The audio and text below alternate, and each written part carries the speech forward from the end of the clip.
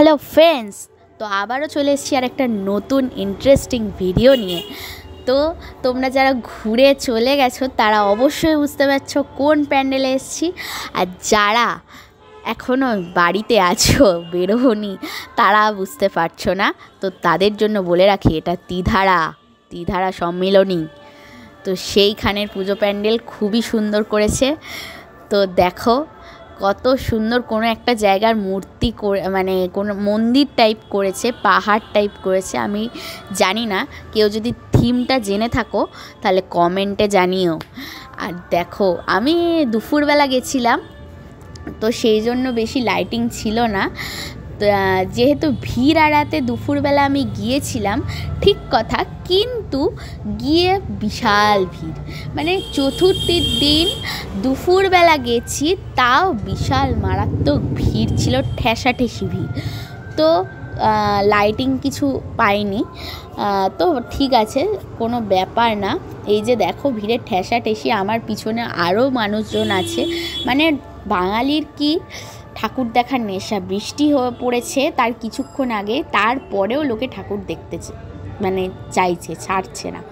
তো দেখো খুবই সুন্দর একটা মন্দির করেছে, সাইডে একটা ঝর্ণা করেছে, ঝর্ণা থেকে জল ঝরছে, শিবের একটা মূর্তি রয়েছে।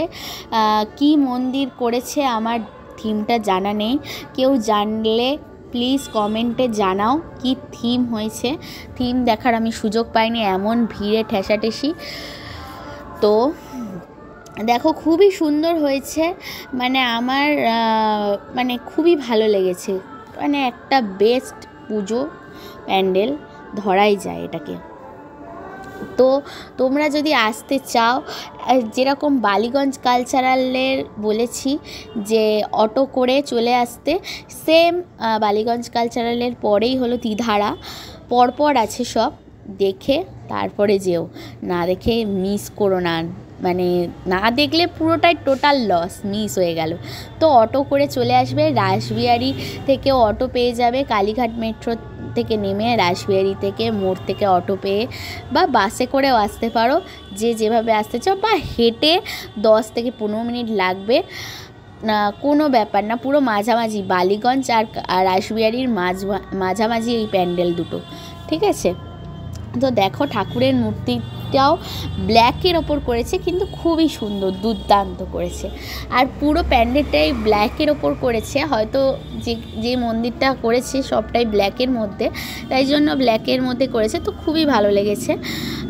তো এই নিয়ে কোনো কথা নেই। তার পাশে মানে শিব করেছে, আবার দেখলাম যে গণেশও করেছে, এই গণেশের মূর্তিটাও আছে। তার পাশে একটা মানে খুব সুন্দর সর্প আছে।